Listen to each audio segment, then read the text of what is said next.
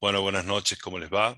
Otro viernes más, la cuarta clase de reumatología, la última, y como siempre cuando llegamos al final de cada uno de los módulos, tenemos que agradecer un montón el- la ayuda, la predisposición, lo que saben, lo que nos han enseñado. Son médicos increíbles, los cuatro que han pasado por acá. Nos han pegado un baile de medicina, nos damos cuenta que todo el mundo, todo el resto somos unos giles y no sabemos nada. Así que bueno, ¿qué va a ser? Jugamos con los mejores, que son los reumatólogos, son los que más saben, los Doctor House de esto, de este métier que hacemos. Así que esta última clase lo tenemos al doctor Nicolás Martínez, que es staff del Hospital San Juan Bautista, especialista en reumatología, amigo de la casa.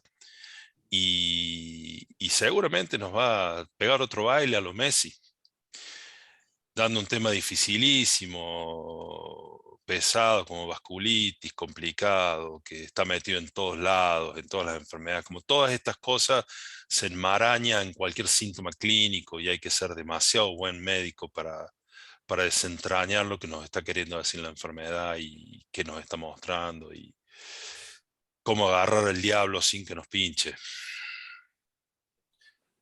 Muchas gracias a la Sociedad de Reumatología, han sido demasiado generosos con nosotros porque no- la doctora Lobos los llamó y ahí estuvieron y cumplieron y se portaron verdaderamente extraordinarios. Gracias a los que participan, estamos todos cansados los viernes, así que lo hagamos lindo, bonito y barato. Leti. Bueno, buenas noches a todos. Como digo siempre, gracias por estar. Bueno, muchas gracias, Nico, que es un excelente profesional, colega. La verdad que es un lujo tenerte esta noche en un tema tan difícil que te tocó, pero bueno, seguramente vas a poder explayarte y dar las pautas generales para que uno pueda intentar hacer un diagnóstico o por lo menos estar atento. Y bueno, y esperemos que esta noche disfruten todas la clase y que se animen a preguntar también, ¿no? Muchas gracias, Nico. Podemos comenzar. Bueno, Ahora sí muchísimas podés gracias. compartir Ahora oficialmente. comparto. Sí, Bien. A ver, ustedes me avisan si ya está. trata de ponerlo en modo presentación, Nico, así no se ve tanto lo de la compu. Ah, perfecto, Allá. Ahí maravilloso. está, listo. ¿Ya estamos? Sí. Perfecto, comienza cuando Perfecto. quieras. Antes que nada, bueno, agradecer la invitación al Colegio Médico. Yo creo que esto es algo que es fundamental para nosotros, la continua formación de los médicos y a nosotros, porque hoy por hoy con esta clase me tengo que poner al día, repasar y ponerme al día en un tema que es muy difícil, un tema desafiante como la vasculitis sistémica. Y bueno, yo también comparto con la doctora Lobo que dice que tenemos que preguntar después porque esto no hay que quedarse con las dudas. Así que bueno, comenzamos. Muy buenas noches. Bueno, la vasculitis, a ver. Vamos a definir vasculitis. Antes que entrar y leer todo eso que dice ahí, hay diversas formas de clasificar y definir a la vasculitis según el tamaño de los vasos, si son primarios o secundarios, la fisiopatogenia por la cual se producen las vasculitis. Así que es muy compleja la clasificación. Vamos a tratar de leer un poquitito e ir explicando. Son un grupo heterogéneo de enfermedades que pueden afectar a distintos órganos, bueno, donde se produce inflamación y daño de los vasos sanguíneos. El calibre perdón, de los vasos puede ser variable, no es tajante, porque hay vasculitis que se denominan, por ejemplo, de mediano calibre y afectan vasos pequeños o vasculitis de vasos grandes que pueden afectar vasos medianos o capilares o arterioles. Pero una forma didáctica de poder clasificar, como por ejemplo, las grandes arterias como aorta y sus ramas principales, los vasos medianos principalmente las arterias musculares, las arterias pequeñas, o sea, los vasos pequeños como arteriolas, capilares, vénulas. Eh, Algunas de estas enfermedades se asocian a una elevada mortalidad. Yo creo que esto, lo más importante de esta charla, es que saber de que son enfermedades quizás poco frecuentes, pero el diagnóstico precoz e iniciar el tratamiento es fundamental por la alta mortalidad que tienen estos pacientes. Bueno, este es el típico cuadro de clasificación de las vasculitis. Ahí tenemos detallada cada una de ellas, de los vasos grandes, Takayasu y la arteritis de célula gigante, que también es denominada de la temporal, y recordar que la temporal es una arteria mediana y está dentro de la clasificación de vaso grande, pero es lo que decía hace rato, que no hay que ser tan tajante en la clasificación. Luego tenemos los vasos medianos, donde tenemos la poliarteritis nodosa, que vamos a hablar un poquitito para diferenciarla de la PAM, la enfermedad de Kawasaki, las vasculitis de vaso pequeño, que son las más numerosas, donde tenemos las asociadas a ANCA, donde tenemos la poliangitis microscópica, el Wegener, el Chura-Strauss. Después las vasculitis por inmunocomplejos, que es otra manera de clasificarlas, donde tenemos la enfermedad de la membrana basal glomerular, que es el famoso Gut-Pasteur. De ahí tenemos la vasculitis por IgA, que es el Schoenen-Henoch, la vasculitis urticarial hipocomplementémica o urticaria vasculítica, que es otra forma de denominarla, donde hay una vasculitis que se da por anticuerpos anti-C1q, que es parte del complemento. Después tenemos la vasculitis de vaso variable, donde tenemos la enfermedad de Behçet como la enfermedad típica.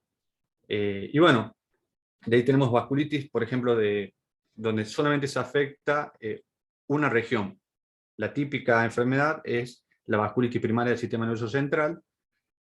Y luego, como habíamos dicho, que podrían clasificarse como primarias o secundarias, tenemos las vasculitis, por ejemplo, cuando es secundaria a lupus, secundaria a artritis reumatoidea, sarcoidosis, Sjögren, muchas otras patologías sistémicas primarias, entre comillas, que generan secundariamente vasculitis. O tenemos también, en el caso de formación de crioglobulina, secundaria a infecciones por hepatitis B o C, también puede ser por el consumo de fármacos, etcétera, etcétera, etcétera.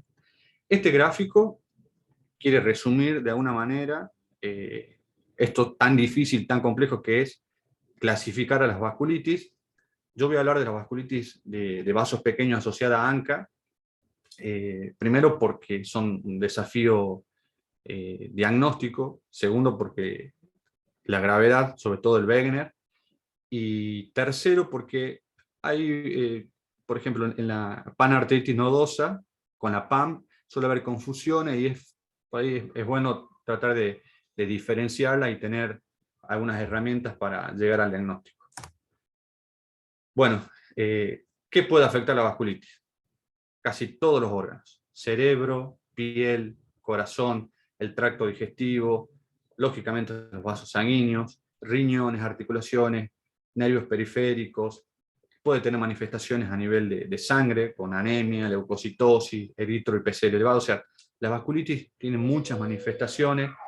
El paciente se puede manifestar con fiebre, con fatiga, con pérdida de peso, con muchas otras manifestaciones, y por lo cual hace que el diagnóstico se retrase en demasía, y obviamente que cuando más nos retrasamos el tratamiento, las complicaciones, ya sea por la misma enfermedad o por malos tratamientos, también suelen ser más frecuentes.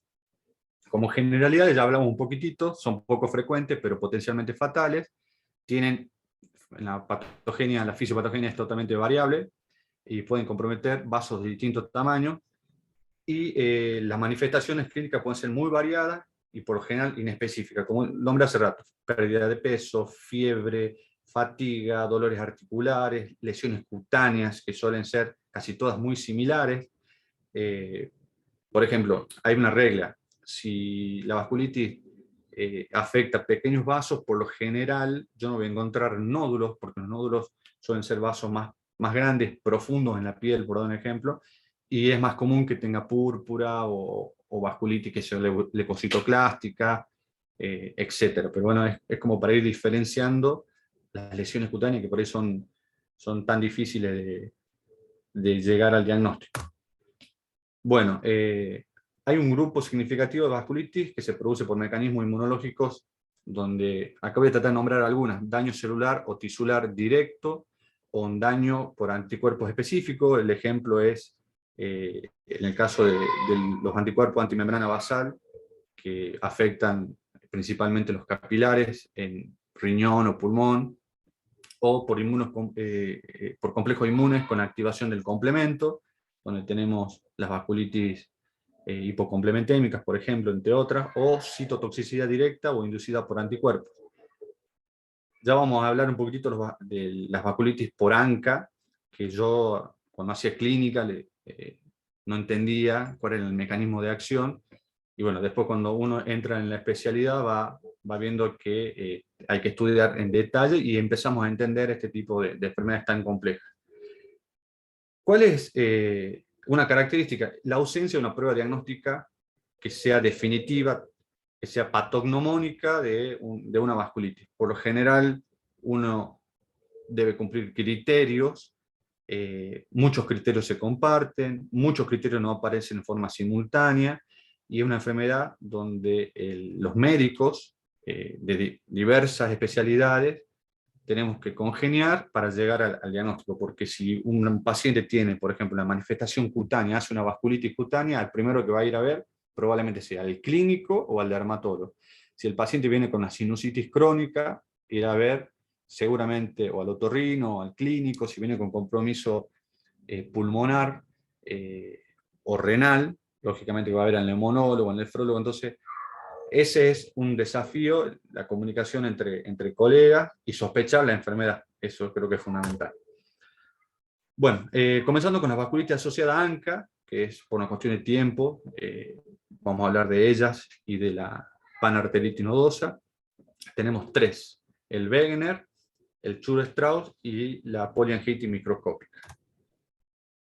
Acá, esto quizá no es tan importante, pero a mí me parece importante desde el punto de vista didáctico, porque así como no todos los ANA o los FAM es igual a lupus, bueno, no todos los ANCA es igual a una vasculitis asociada a ANCA.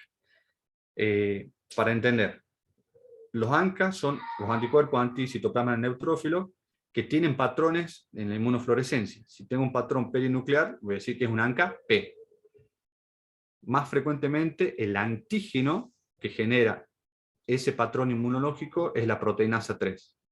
En el caso de los ANCA-C, el patrón de inmunofluorescencia es citoplasmático, y el antígeno que más frecuentemente da ese tipo de patrón de inmunofluorescencia es la mieloperoxidasa. Pero hay otros antígenos y en otras enfermedades que pueden tener ANCA. Colitis ulcerosa, Crohn, después de infecciones virales, neoplasias, etc. Es decir, así como no todos los pacientes que tienen factor reumatoideo tienen artritis reumatoidea, no todos los pacientes que tienen ANA positivo tienen lupus. Bueno, lo mismo, no todos los pacientes con ANCA tienen una vasculitis asociada a ANCA. Eso es solamente forma de repaso informativo. Es tan complejo, no voy a explicar este cuadro, pero para que entender la vasculitis asociada a ANCA, nosotros tenemos el sistema inmune, por un mecanismo de autoinmunidad, genera anticuerpos, que son estos anticuerpos anticitoplasma de neutrófilo, que dan vuelta en la sangre y atacan los neutrófilos. Al atacar los neutrófilos, lo activamos al neutrófilo y tienen estas redes denominadas NET, y generan algo que se llama netosis, que esa red se ancla al endotelio de los vasos sanguíneos, principalmente de pequeño tamaño, y generan una reacción inflamatoria. Entonces yo cuando voy a hacer una biopsia no voy a encontrar una reacción antígeno-anticuerpo, porque el neutrófilo que fue atacado por el ANCA murió, se activó y se destruyó. Lo que yo voy a ver es la consecuencia de eso, que va a ser, obviamente, en la mayoría de las vasculitis asociadas a ANCA, la necrosis. Bueno, vamos a continuar con la por ahí más conocida, que es el Wegener, que es una vasculitis necrotizante de pequeñas arterias y venas.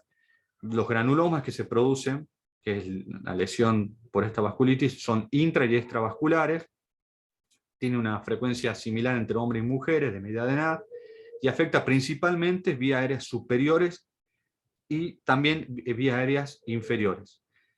Afecta riñón. Acá no quise entrar hace rato por ahí en explicar, pero nosotros en reumatología decimos que hace pulmón-riñón. Cuando la vasculitis afecta tanto a pulmón y a riñón, y lo hace en forma concomitante o en cercanías, decimos que hizo un pulmón-riñón.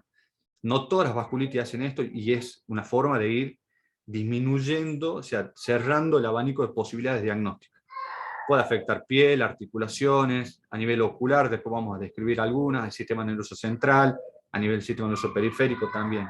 Clínicamente, como dije, la mayoría produce manifestaciones viarias superiores, la sinusitis, la congestión nasal, epistaxis, rinorrea, compromiso del tabique nasal, dando su perforación, que es la famosa nariz en silla de montar, que tengo un par de imágenes para que veamos. A nivel de pulmón, genera nódulos pulmonares únicos o múltiples, con o sin cavitación. Si tiene cavitación, es casi muy común, muy frecuente ver en los pacientes con Wegener. Los pacientes pueden tener de un nódulo pulmonar o una hemorragia alveolar difusa, algo que es bastante grave, un derrame pericárdico, pleural, disnea, hasta un esputo hemoptoico. Las vasculitis son tan diversas en sus manifestaciones que pueden ser un síntoma hoy, un síntoma dentro de 5 meses y un síntoma dentro de 10 años. Mi primer Wegener fue una mujer de 30 y pico de años que había sido mamá hacía 2 meses y la paciente ingresó por hemoptisis, que era franca, una disnea ortopneica, y cuando le hicieron los exámenes de orina, la mujer tenía obviamente hematuria y proteinuria, y el diagnóstico ya para mi jefe estaban hechos ya pero era de cajón. Era mi primera, yo tenía unos meses en la residencia, fue algo muy impactante porque era una mujer muy joven que acababa de ser mamá y había tenido esta enfermedad. A Dios gracias, la mujer anduvo bien porque el diagnóstico fue en el momento y a las 2 horas de ingresada en la guardia del hospital ya tenía el tratamiento que vamos a hablar más adelante. Bueno, a nivel renal, glomerulonefritis, deterioro de la función renal, proteinuria, hematuria y en algunos casos leucocituria. Puede tener compromiso articular, dando artritis o artralgia, fiebre, astenia. A nivel ocular, tuve otros pacientes con Wegener que tienen el pseudotumor orbitario, que puede ser o menos frecuentemente bilateral, y genera un exoftalmo en el paciente, que es característico de los pacientes que tienen Wegener con compromiso ocular, es lo primero que hay que pensar. Puede tener uveitis, escleritis, conjuntivitis crónica cicatrizante, entre otras manifestaciones. Lo típico a nivel de laboratorio, anemia, leucocitosis y lógicamente la eritropoyetina elevada, los ANCA con el patrón citoplasmático en la mayoría de los pacientes, y lo que hablábamos del pulmón-riñón, que eso no está descrito en la jerga, nosotros hablamos en reumatología de este tipo de manifestaciones. El pronóstico de estos pacientes sin tratamiento a los 5 años, la mortalidad, ahí está mal escrito, pero era cerca del 50%. Ahí me faltó un 0. Bueno, hay un gráfico como para poder ver las distintas manifestaciones que tiene la enfermedad: fiebre, fatiga, dificultad respiratoria, presencia o sea, hematuria, los compromisos a nivel cutáneo, artralgias y el compromiso de vías aéreas superiores, que es lo típico de la enfermedad. Ahí tenemos un hombre y una mujer con nariz en silla de montar, y tenemos una radiografía y una tomografía con lesiones típicas del Wegener. Bueno, el Chur-Strauss. El Chur-Strauss es una vasculitis también ANCA, principalmente P-ANCA, es más frecuente en mujeres, con historias de asma, de atopía, de rinitis, que suelen cursar con infiltración eosinófila cuando se realizan las biopsias de estos pacientes. Y por lo general, estos pacientes tienen a nivel pulmonar, tienen nódulos migratorios no cavitados. O sea, le hago una radiografía, veo una lesión, al mes le hago la misma radiografía y veo una lesión en otro lugar, y la lesión anterior desaparece. Dolor abdominal, afección cutánea, los pacientes pueden tener nódulo o púrpura.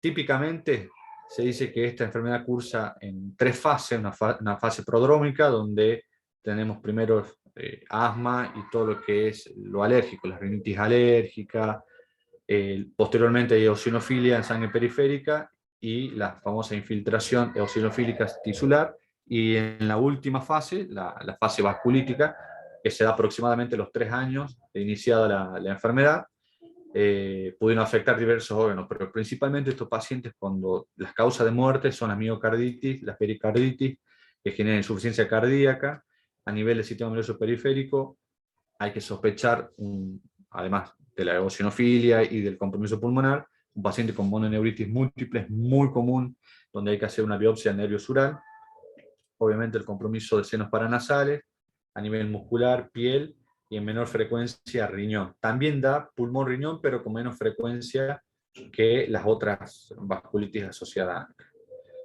Bueno, la afección cutánea, como dijimos, genera nódulos y erupciones utricariformes, que se dan en el 65% de los pacientes.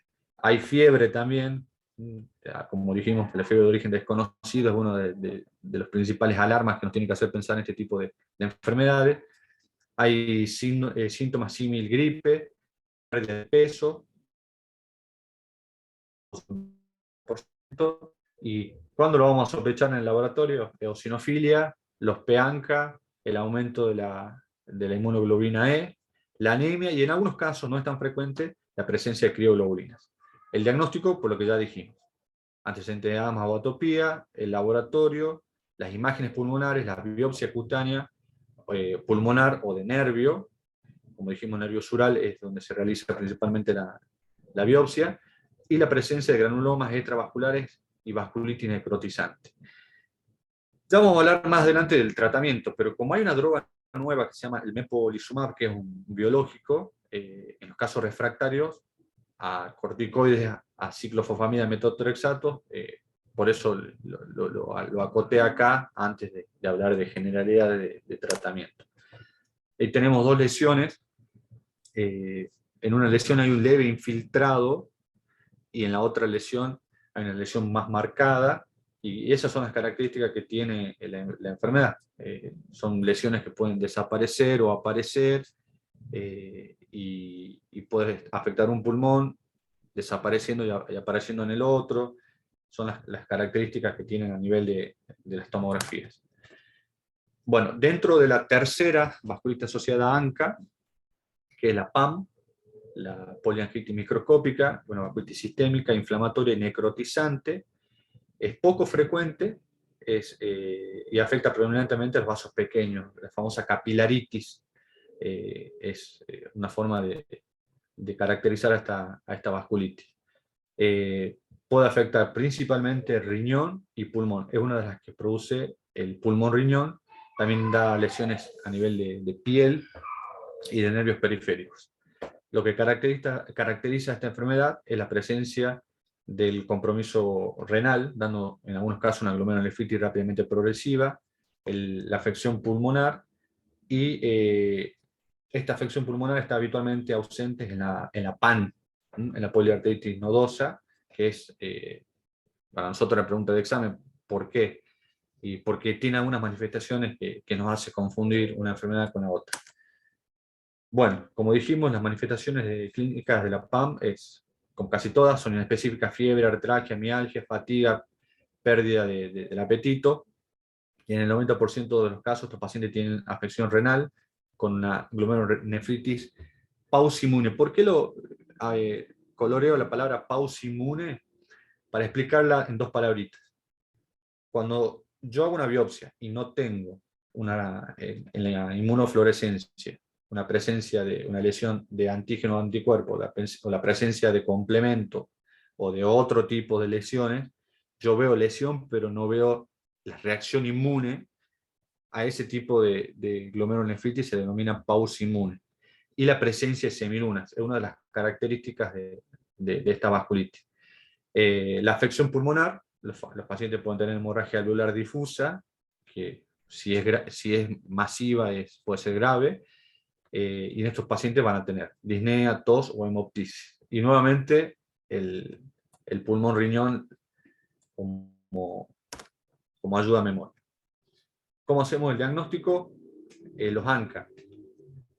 A diferencia de los otros, donde el ANCA-P es más frecuente en el Schur-Strauss y el ANCA-C es más frecuente en el Wegener, hay algunos pacientes que pueden tener ANCA-C o ANCA-P en el caso de la PAM, con un porcentaje casi similar. Estos pacientes tienen niveles elevados de la proteína C reactiva y eritrosedimentación, leucocitosis, anemia, y lógicamente el compromiso renal, vamos a tener proteinuria, hematuria y en algunos casos leucocituria. Es mandatorio hacer una biopsia renal, en el caso de que tengan compromiso pulmonar, una biopsia pulmonar, y a nivel de piel también nos puede servir. Una de las características es, al afectar vasos pequeños, afecta todo el diámetro de las arterias pequeñas, a diferencia de la panarteritis nodosa, que es focal y segmentaria, es decir, que una porción del vaso no está afectado, y no está afectado todo el diámetro del vaso en la panarteritis nodosa. Bueno, dos palabritas de la panarteritis nodosa: es una vasculitis necrotizante, como dijimos al inicio, afecta principalmente vasos de mediano y pequeño calibre. Lo que dijimos hace rato, que lo que caracteriza es una lesión focal y segmentaria a nivel del vaso arterial, y los órganos más afectados son riñón, la piel, músculos, a nivel de nervios periféricos, el tracto digestivo, y suele respetar a pulmón, y en algunos pacientes que tienen afección testicular puede generar un dolor testicular incapacitante. Los pacientes presentan principalmente síntomas como fiebre, astenia y dolores en miembros inferiores. El diagnóstico requiere biopsia y una arteriografía en la mayoría de los casos. ¿Por qué? Porque puede afectar algunos vasos, principalmente en algunas bifurcaciones, y en un 20% se asocia a infección por virus de hepatitis B o C. Entonces, si yo estoy sospechando que un paciente tiene una vasculitis, por lo general, ya sea que yo crea que es primaria y una consecuencia de una infección por hepatitis B o C, o que sea una panarteritis nodosa, es por la cual dentro de la batería de estudios que se pide en un paciente que estamos sospechando de hepatitis B, una vasculitis, perdón, es el dosaje de anticuerpos anti-hepatitis B o C. El tratamiento es similar: ciclofosfamida, metotrexato, vasatupina, y obviamente también los corticoides. Y en el caso de PAN que se asocian a hepatitis, obviamente el tratamiento para la hepatitis. Bueno, las diferencias ya algo habíamos hablado. En el caso de la PAM, el compromiso pulmonar con la capilaritis, los pacientes por lo general tienen lesiones cutáneas, pero no son tan profundas como la panarteritis nodosa, entonces no producen una lesión nodular en la piel, y en cambio en la PAM suele respetar el pulmón, y estos pacientes por lo general tienen lesiones en miembros inferiores, tienen alteraciones en la tensión arterial, pérdida de peso, y bueno, en el caso de los hombres, bueno, dolor testicular, que es una de las características. Bueno, el tratamiento. Vamos a hablar principalmente de las formas graves, que es lo que nosotros por ahí tenemos que evitar las consecuencias de las formas graves. Es el tratamiento de inducción, es como salir con los tapones de punta.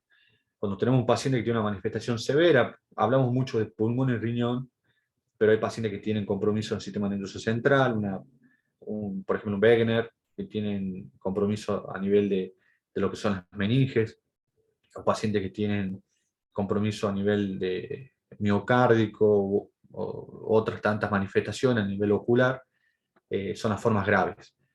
Pero típicamente los pacientes que tienen compromiso renal o pulmonar, nosotros dividimos el tratamiento en tratamiento de inducción y mantenimiento.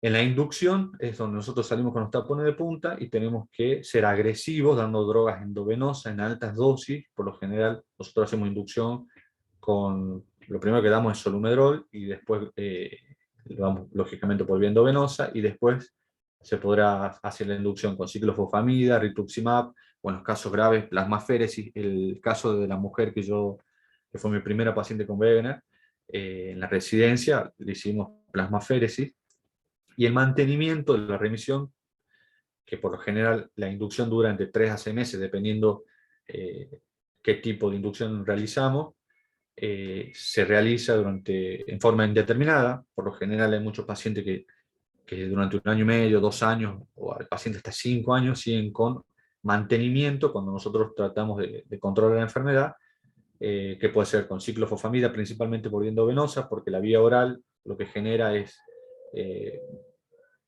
la ciclofosfamida es una droga que puede generar afección a nivel de infección, entonces la dosis acumulada por vía oral es mucho mayor que la vía endovenosa, además por la sintomatología que puede producir a nivel de vejiga, donde dando una cistitis hemorrágica en algunos pacientes.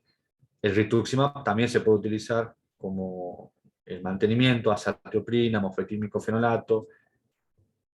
El metotrexato también es muy utilizado, también la leflunomida, y lógicamente los glucocorticoides, pero ya no lo damos en altas dosis ni sodomedrol, sino lo damos por vía oral. Bueno, pero yo antes de comenzar la charla yo decía, bueno, ¿de qué le puede servir a un médico esta charla? Hay 2 tipos de pacientes con vasculitis. Tenemos el paciente que comenzó hoy con un síntoma, dentro de 3 meses con otro síntoma y dentro de 10 años con otro síntoma. Ese paciente quizás sea un desafío diagnóstico. Entonces nosotros vamos a ir sumando criterios y vamos a sospechar una vasculitis. Y tenemos otro tipo de paciente con vasculitis que pueden tener la misma enfermedad, no puede ser un Wegener que durante 10 años estuvo con dolores articulares, quizá un poco de compromiso de vías aéreas superiores, pero podemos tener un Wegener que mañana, hoy tiene disnea, mañana está intubado porque tiene una hemorragia velar difusa y el lunes entró en diálisis porque hizo un compromiso renal. Entonces, al médico que está en un CAPS le va a servir este tipo de... O sea, esta charla creo que le puede servir para tratar de pensar en estos pacientes, y al médico que trabaja en una guardia en un hospital también le va a servir, porque creo que cuando ven ingresar un paciente con disnea, tos, hemoptisis, un paciente que tiene compromiso renal, inmediatamente van a decir, bueno, este paciente puede tener una vasculitis, veo una radiografía, veo una hemorragia alveolar difusa con los laterales típicos, el paciente está con hipertensión, falla renal aguda. Yo creo que inmediatamente se le va a prender las luces y va a decir este paciente por qué no puede tener una vasculitis. Y bueno, lógicamente estos pacientes son de manejo multidisciplinario, nefrólogo, neumonólogo, terapista, o lógicamente reumatólogos, clínicos, etc. Bueno, espero que le haya gustado la clase y haya sido lo más claro en este tema tan difícil, tan complejo de entender y de dar una clase.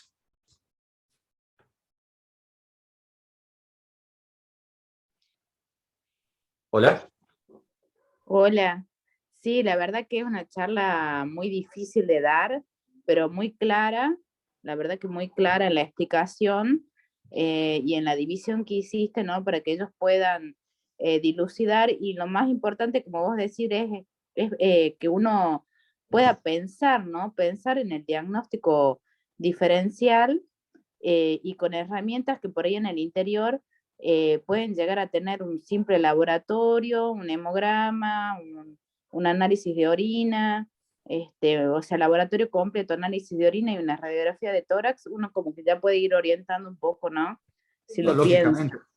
A ver, si yo estoy sospechando que un paciente tiene una vasculitis con afección al sistema nervioso central, y por lo mínimo le vas a pedir una tomografía, y yo sé que quizás haya colegas que están en algún lugar donde no tienen tomógrafo, pero si un paciente que viene con fiebre, pérdida de peso, con lesiones cutáneas, con afección a nivel, como dice usted doctora, a nivel renal, o sea, con hematuria, proteinuria, con sinusitis crónica, con un asma que no responde del todo. Entonces, yo creo que son con lo mínimo y sobre todo con la clínica que es soberana, yo creo que se puede sospechar, y lógicamente si no tenemos los medios para hacer el diagnóstico, porque no en todos lados hacen ANCA, porque no en todos lados hay tomógrafos, pero yo creo que con sospecharla, en general ya es,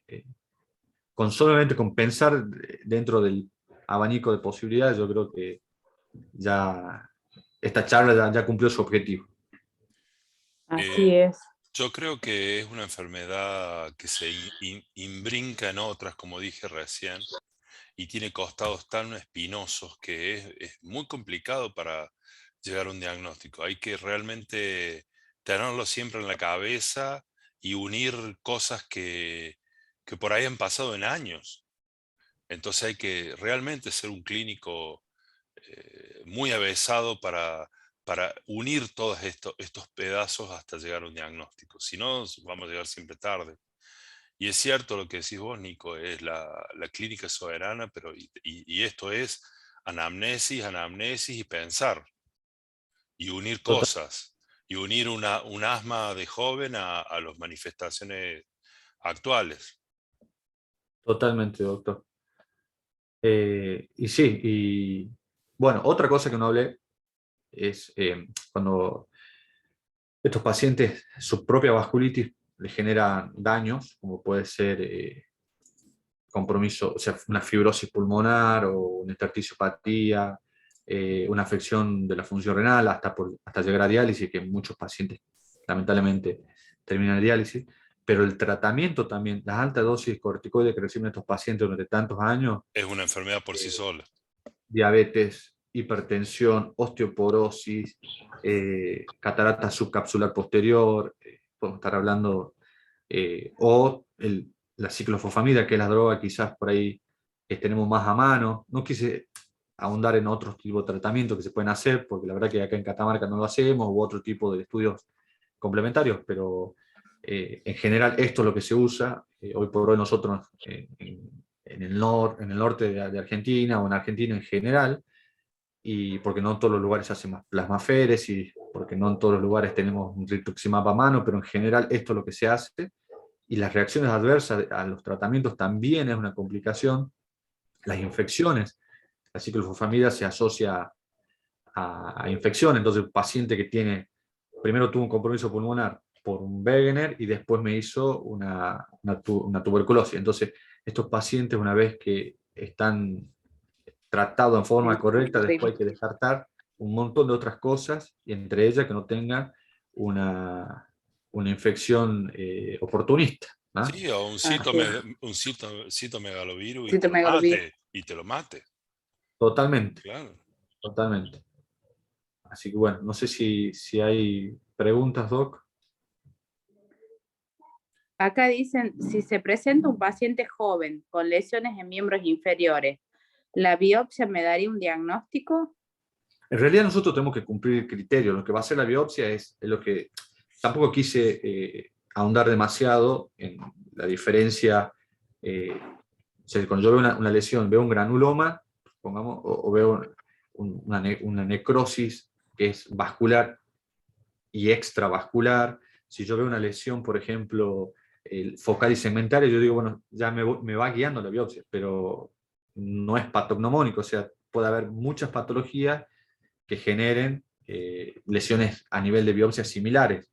Ahora bien, si ese paciente además tiene dolor testicular, si ese paciente además tiene una hipertensión arterial, está haciendo un compromiso renal, tiene dolor abdominal, dolor articular, y bueno, es como decir, bueno, probablemente este paciente tenga quizás esta enfermedad, o al revés, un paciente que tiene unas lesiones cutáneas que no son tan profundas, que me parece que son más bien de vasos pequeños, está con una sinusitis crónica, eh, dolor articular, fiebre, leucocitosis, anemia, y le pide un ANCA y da positivo, entonces uno va sospechando, pero la biopsia en sí sola no hace el diagnóstico. Además, uno, No, por salvo... amplia experiencia en biopsias, en este tipo de cosas, uno cree que uno hace la biopsia y va a volver un informe que va a decir vasculitis tipo célula, y no es así. No, Empieza con infiltrados en pequeños vasos de eosinófilo, entonces vos tenés que Exactamente. empezar a interpretar de lo que están viendo es parecido a una vasculitis. pero no da el diagnóstico. Yo No, no conozco anatomopatólogo que se juegue que diga que es, salvo que sabe que es un nódulo pulmonar, diga que es Wegener, el resto no. De las biopsias de piel son, te diría, inespecíficas, o totalmente. tenés que juntarlo con que te dé con el cuadro clínico que vos venís. O sea, confirma en el cuadro clínico la sospecha que vos tenés, pero no te dice, es una vasculitis a tanto. Nunca jamás dice No. eso. Y uno tiene que saber, por ejemplo, en el caso de la PAN, la poliarteritis nodosa, si yo sé que está fuertemente asociada a infección por virus de la hepatitis B, entonces lógicamente le voy a pedir un dosaje para Para descartar serología. la serología, hepatitis B, hepatitis C. Si es un paciente que yo le estoy sospechando Church-Strauss, lógicamente le voy a pedir IgE. Si es un paciente que le estoy sospechando un Wegener, le voy a pedir una orina. Entonces, uno, según lo que está sospechando, va a ir estudiando, lógicamente. Si yo pienso en una PAN, no le voy a pedir, o sea, en la poliarteritis nodosa, no le voy a pedir una tomografía de tórax como primera medida, sabiendo que el pulmón está respetado. Entonces, primero le voy a quizás tomar una biopsia y empezar a indagar la presión,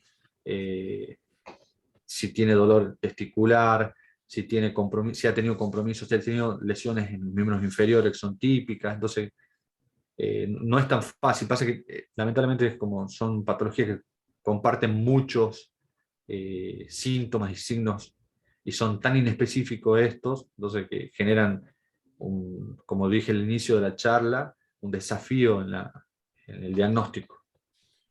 Por eso todos los remitimos a lo que hemos hablado al principio. Estos son desafíos clínicos, de pensamiento clínico. Todo lo que es los métodos de diagnóstico complementario es para reafirmar el pensamiento clínico original. A ver, los diagnósticos diferenciales, imagínense, si viene un paciente con una artritis, con una vasculitis en miembros inferiores, tiene, por ejemplo, un derrame pericárdico, y podemos estar hablando de un Wegener, un lupus, Sí. podemos estar hablando de un Sjögren, o sea, ya solamente dentro de las patologías reumatológicas, la cantidad de diagnósticos diferenciales son interminables. Y cuanto más, ahora, por ejemplo, si uno ve una tomografía de una hemorragia ocular difusa, que no la quise poner acá porque es poco frecuente, pero si uno ve quizás un coronavirus con compromiso moderado a severo, y puede uno, si no es una persona avesada, confundir con un compromiso pulmonar de una PAM, por dar un ejemplo, ¿me entiendes? O Sí. de un Wegener.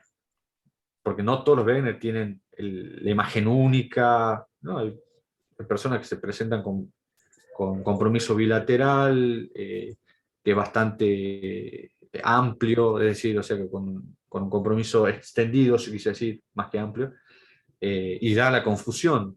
Y puede tener cuántos pacientes con coronavirus tienen lesiones cutáneas. Yo vi un montón de pacientes que han tenido lesiones cutáneas. Entonces, o sea, el diagnóstico diferencial de estos pacientes es fundamental y bueno, ahí está lo difícil que es llegar al diagnóstico porque son manifestaciones tan inespecíficas, y que no se producen todas al tiempo. El paciente quizás se olvida que hace 5 años tuvo unas lesiones no sé, o no llegaron al diagnóstico y se olvidó que tuvo una vasculitis en miembros inferiores. O si es mujer, dijeron, bueno, fue secundario a un tratamiento por los anticonceptivos, por medicamentos. Es tan difícil llegar al diagnóstico, pero bueno, con pensarlo yo creo que ya llegamos al objetivo de esta charla. Así es. Así es. Hacer mucho hincapié en el interrogatorio, en el examen clínico, tratar de ir uniendo criterios para llegar al diagnóstico, que no es fácil, ¿no? Acá preguntan qué complejidad tiene el laboratorio del Hospital San Juan Bautista. si se están realizando los ANCA 6 NKP o los ANA. Actualmente no, actualmente no estamos haciendo por lo que yo tengo entendido, no estamos haciendo ni ANA ni los ANCA. Pero bueno, se piden por laboratorios particulares, privados, y bueno, el hospital, cuando nosotros lo solicitamos, lógicamente lo está abonando. ¿Es No por sé el cómo costo sea. o por lo raro y porque abrís una muestra No, y tenés uno cada meses? ¿Es un tema logístico o un tema de costos? en el hospital de niños sé que están haciendo los ANA. No les sabría decir, no les quiero mentir, si están haciendo los ANCA. Pero bueno, es como todo. Sí, Necesitas. lo que se hace normalmente, el hospital se gestiona a través de laboratorio privado, se puede armar expediente o se hace laboratorio, se hace el pedido de laboratorio justificando, y como dice el doctor, eso se hace una cobertura a través del expediente ya aprobado, y el paciente puede realizar la extracción, realiza la extracción en la parte privada y después vuelve con el laboratorio para que el médico lo valore. Y con respecto hay que tener como todo, el, Criterio. sí, el criterio para pedirlo. Y no, pero con respecto a lo que decía el doctor, obviamente que además de tener los reactivos, el tiempo, porque imagínense que esto no es una cuestión de ir y poner una maquinita, es hacer los ANCA, tener los reactivos, tener los materiales, tener el personal que ya está con mucho trabajo, darle un trabajo más. Se podría hacer, y seguramente, pero no es tan fácil. Y sí, no es que lo pedimos todos los días, eso también es una realidad, que nosotros no pedimos todos los días ANCA, quizás un poco más los ANA, porque tenemos la prevalencia es mayor en enfermedades como lupus, Sjögren, u otro tipo de enfermedades que cursan con ANA positivo, como esclerodermia, dermatopolimiositis, etc. Pero sí, podría hacerse, sí. En otros hospitales públicos de otras provincias, los ANA, los ANCA se hacen, anti-DNA, los ENA, ROLA, SMRNP, se hacen. Pero bueno, ojalá que pronto tengamos acceso en el hospital. Hay dos preguntas más. ¿Cuál es la dosis de inducción de los glucocorticoides endovenosos? Muy buena pregunta. No sé quién la hizo, pero excelente pregunta. La doctora Cuando Milagro uno ve Soria. las guías, bueno, muchas gracias por la pregunta, la doctora. Excelente pregunta. Hasta hace muchos años era solumedrol 1 gramo. Y cada vez se está utilizando menos porque se ha comprobado que con 500 miligramos, que le decimos nosotros mini bolo, que le decíamos antes en la residencia, logramos en la gran mayoría de los pacientes el mismo resultado que hacerlo 1 gramo. Y lógicamente nos ahorramos el aumento de la presión arterial, del corticoide, de las fracturas osteoporóticas a los 2 meses en el caso de las mujeres, del riesgo de infecciones, etcétera, etcétera, etcétera. A ver, esta mujer, la paciente que yo di el ejemplo, esta chica Sofía, no me voy a olvidar más por esta chica, que a Dios gracias ella anduvo bien, le dimos 1,5 gramos más o menos. El momento que tenía el diagnóstico le hicimos el gramo y no dejamos pasar las 24 horas, y ya al otro día ya tenía el otro gramo de solumedrol, porque se hacen 3 pulsos, o sea, 1 gramo por día durante 3 días, o 500 por día durante 3 días. Y nosotros, con el pasar del tiempo y la experiencia, uno va aprendiendo de que hay que hacer menos daño con el tratamiento que la enfermedad misma. Es lo que yo decía al final de la charla. Estos pacientes tienen secuelas por la enfermedad y por el tratamiento. Entonces, hacer 500 en los pacientes que quizás no corra el riesgo de la vida, que tenga, por ejemplo, una glomerulonefritis, hacerle 500 miligramos de solumedrol, que no sea una rápidamente progresiva, lógicamente, o una hemorragia, o sea, que no tenga una hemorragia pleural difusa masiva, con una hemoptisis franca, que esté en respirador, sino que tenga quizá un poco de saturación leve, ahí sí puede hacer 500. No, excelente pregunta de la doctora. Doc, y para los médicos, ¿cómo lo preparas al Solumedrol? ¿Cómo, en qué se diluye y a cuánto lo tenés que pasar? Se pasa en 2 a 3 horas y bueno, hay distintas escuelas. Algunas dicen que se puede hacer en solución fisiológica, en dextrosa, pero por lo general nosotros en mi hospital lo hacíamos con solución fisiológica, 350 de solución fisiológica. Obviamente si el paciente es hipertenso, hacemos, o sea, o está con una hipertensión que no se puede manejar, lo hacíamos con dextrosa, 350 miligramos, a pasar a entre 2 a 3 horas.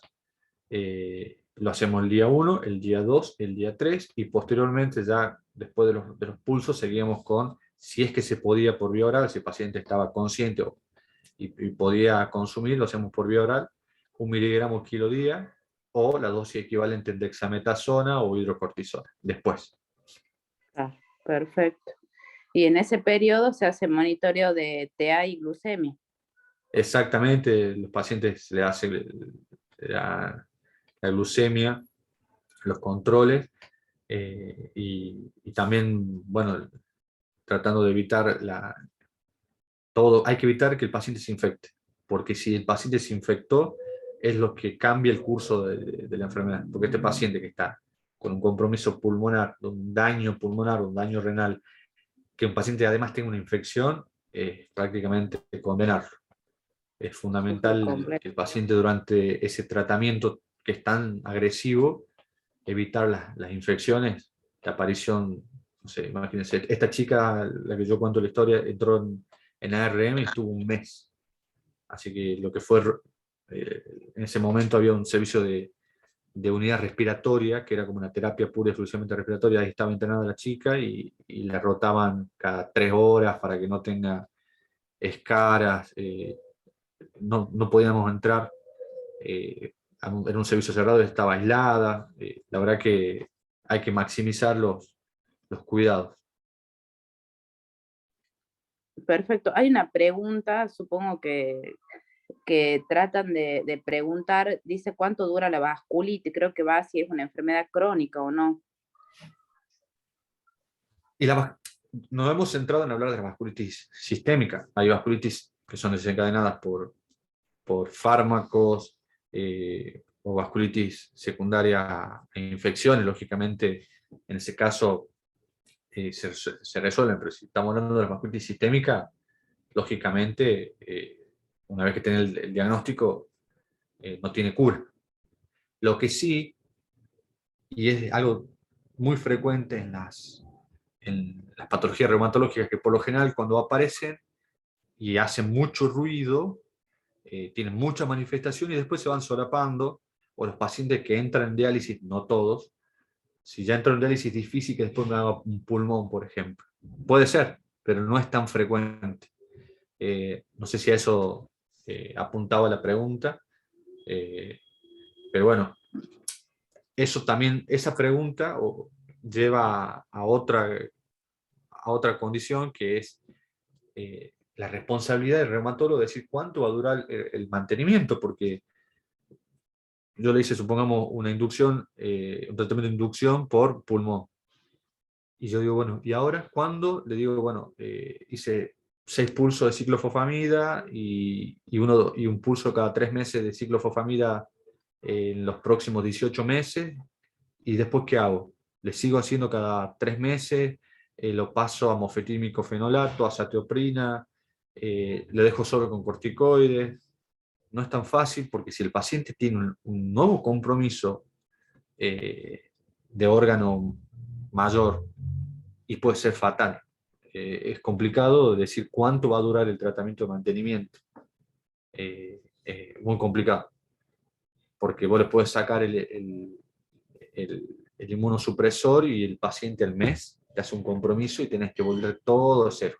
El corticoide afoja cero, 1 miligramo kilo día durante... Entonces como que hay escuelas que dejan, bueno, la vasculitis ANCA, los franceses tienen una base de datos gigantesca, son número 1 a nivel mundial en esto. Los europeos descubrieron los ANCA y de esto saben un montón. Y bueno, uno se va por la experiencia propia y por las guías, uno va viendo así, bueno, cuánto tiempo lo vamos a mantener con este tratamiento, si se prefiere ciclofosfamida, mofetímico, fenolato, no es tan fácil determinar el tiempo del tratamiento. Bien, es todo artesanal, es paciente a paciente. Ah. Y con las herramientas que Nico, tenemos en Catamarca. Nico, una pregunta. En caso de que el paciente haga una glomerulonefritis, ¿se hacen biopsias en el Hospital San Juan Bautista? ¿La biopsia tiene que ser antes de la administración de corticoides si se puede? Si tiene una rápidamente progresiva, uno lo sospecha Sí. clínicamente e inicia el tratamiento. Más adelante se hará Bien. la biopsia. Bien. Creo que nosotros, la muestra se envía a Córdoba, de eso estoy seguro, o sea, los tacos, y creo que sí lo estaban haciendo, los nefrólogos estaban haciendo las biopsias. El paciente, si tiene una rápidamente progresiva, el paciente está quemando, se está muriendo, literalmente se está muriendo. Es decir, y preparar, buscar la aguja de punción para la biopsia, si tiene ciertos niveles de urea, sobre todo de urea, por lo general hay algunas escuelas que no aconsejan a realizar una biopsia por motivos de lo que es la cicatrización, etcétera, y el tema de la coagulación. Entonces, uno lo deja para más Perfecto. académico. Si el Bien. paciente tiene una glomerulonefritis y está quemando, hay que hacerlo el tratamiento con corticoides ya, distinto del paciente que viene con unas lesiones cutáneas, que de casualidad le pedimos, o por sospecha, le pedimos una orina y donde se constató proteinuria, hematuria, le pedimos un ACA positivo, a ese paciente sí puede esperar quizá unos días hasta que vos le puedas hacer la biopsia. Lógicamente lo ideal es una biopsia previo al tratamiento. Perfecto. Acá preguntan qué vasculitis es más frecuente en los niños. Mira, Si hay una que predomina.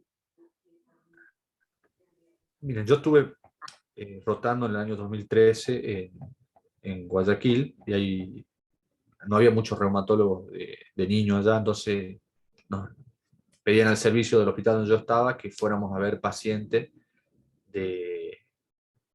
pediátricos. Y la mayoría de estos pacientes tenían Wegener, que lógicamente la reumatología pediátrica es otro tipo de reumatología, otro mundo, literalmente otro mundo. Yo vi varios pacientes con Wegener, pero no te podría decir a ciencia cierta cuál es la más frecuente. En mi experiencia, porque lógicamente yo en Tucumán hacía solamente adultos, porque los libros por ahí dicen una cosa y la realidad muchas veces dice otra, pero yo en mi experiencia vi muchos pacientes con Wegener.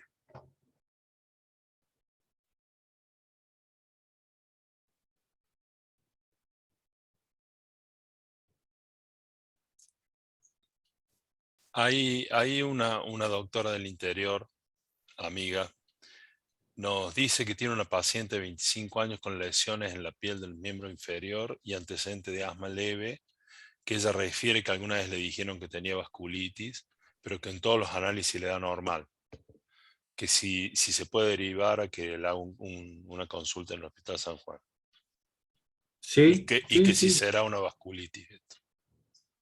Y habría que evaluarla.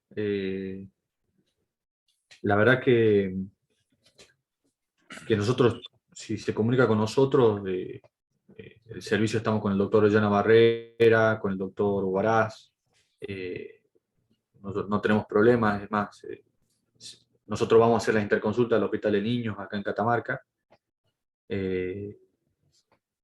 Bueno, la otra vasculitis que suele ser muy frecuente es ¿cómo se llama? El Kawasaki. Pero yo sinceramente nunca he visto a un niño pero sí sé de derivaciones de pacientes que han tenido que ir a Buenos Aires con lo típico, compromiso o sea, la vasculitis, con los soplos, la lengua frangüesada, fiebre, las lesiones cutáneas, etc. Pero yo, en mi experiencia personal, nunca he visto uno porque la gran parte de mi formación la hice en Tucumán y ahí veíamos solamente adultos porque hay reumatólogo de niños. Quien está en un Volviéndolo, hospital de niño te va a decir que ve mucho Kawasaki. sí, sí, sí, totalmente, totalmente, sí. Pero nosotros, lógicamente que ellos están tan bien entrenados, tan bien formados, que lo ven al paciente y dicen, tiene un Kawasaki". Y cuando ya Tal hay cual. otras patologías, ahí llaman al reumatólogo para la interconsulta. Y bueno, acá lamentablemente no tenemos reumatólogo pediatra, que es, repito, otro mundo. Con respecto a lo que decía la doctora, que tiene un paciente para enviarnos, nosotros, junto con el doctor Llano Barrera, que es el jefe del servicio, el doctor Bará, no tenemos ningún problema en que nos envíen pacientes para evaluarlo. Perfecto. Otra ¿Días pregunta más. hacen consultorio en el hospital ustedes? ¿Cómo, doctora? ¿Qué días hacen consultorio en el hospital Lu- si lo están haciendo? Previo a la pandemia, de lunes a viernes. Ahora, por la pandemia, hemos reducido de lunes a miércoles. Pero tienen prioridad los pacientes que son del interior, tienen prioridad y tienen un número de WhatsApp que en este momento no recuerdo, que es pura y exclusivamente para los pacientes del interior. Pero nosotros antes de la pandemia hacíamos de lunes a viernes consultorio. O sea que actualmente para los que desean hacer una derivación al especialista para una consulta de lunes a miércoles. Ya le Exactamente. voy a buscar y le voy a pasar el número de WhatsApp para pacientes del interior al grupo. Muchas Perfecto. gracias. Eh, Otra pregunta, dicen, ¿qué uso les dan a las gamma-globulinas? Y el paciente crítico, el paciente que tiene una infección, por ejemplo, el paciente que ya hicimos solumedrol, hicimos ciclofosfamida y no está respondiendo, ahí lógicamente se puede utilizar, pero bueno, por lo general estos pacientes cuando ya no andan con el tratamiento con corticoides en altas dosis, ciclofosfamida, uno lo hace como parte Rescate del final. tratamiento, pero la respuesta por lo general no. Estos pacientes, la mortalidad de estos pacientes que tienen formas severas de la enfermedad, si un paciente está haciendo hemorragia alveolar difusa, el 70% fallece. O sea, si el paciente está con hemoptisis y está con una hemorragia alveolar difusa, el 70% de los pacientes fallece. La Eh, plasmaféresis, Nico, ¿qué lugar tiene? Como le decía, nosotros los pacientes, lo primero es solumedrol, perdón, bien digo solumedrol, ciclofosfamida, y si el paciente no ha mejorado, y lo tenemos, porque no en todos los lugares hay plasmaféresis, se plantea hacer el tratamiento con plasmaféresis. Pero bueno, estos pacientes cuando ya no respondieron al tratamiento, el tratamiento típico, estamos haciendo más manotazo de ahogado, como se dice vulgarmente, disculpando la expresión, porque el éxito es bajo porcentaje de éxito. La mayoría de estos pacientes, si realmente requieren una plasmaféresis, el éxito es bajo porque el paciente es muy grave. Ahí cuenta la doctora Blanco que en el hospital hubo un paciente que en la época de COVID, que vino con broncoespasmo, hemoptisis de rápido progreso, estuvo en RM, anduvo mal, todo el mundo decía que era COVID, pero que nunca pudieron probar que era COVID, y que ahora que ve la clase le cierra todo que haya sido una vasculitis porque tenía todos signos de hemorragia alveolar difusa. Seguramente. En el contexto del COVID, todo era COVID y se Lógico. trató todo como COVID y quería demostrar que todo era COVID y se mezclaron enfermedades sin lugar a dudas. Claro, se fueron dejando de lado las otras patologías. Y ¿Sí? Sí, seguramente bueno, se internó en el área COVID y en la internación en los pocos días se contagió de COVID, terminó siendo estadísticamente una muerte por COVID, que no lo era en su origen. y sí, puede ser. Pero bueno, sí, son pacientes que queman. cuando ingresan con una hemorragia oral difusa, es un paciente donde cuando uno sospechó el diagnóstico ya les tiene que decir al enfermero que vaya a buscar el solumedrol. Así, pero, y ya empezarlo a prescribir, porque son pacientes que queman. Ahí termina de decir la doctora Blanco que falleció en 36 horas, o sea que me imagino que no hubo mucho tiempo para nada. Y sí, es frecuente en hombres, de mediana edad, bueno, también en mujeres, pero de mediana edad. Y sí, y el paciente quizás por ahí estuvo dando vuelta con dolores articulares, fiebre y tantas otras cosas, y cuando tuvo una manifestación grave, Ya en está, 3 días, te lo comió. totalmente. Bueno, Nico, realmente impresionante la clase. Nada más que agradecer a todos en tu nombre. Yo quiero que le transmitas a toda la sociedad lo que han hecho estas 4 semanas. Han sido extremadamente generosos con el Colegio Médico de Catamarca y sobre todo con los colegas médicos que están en este curso.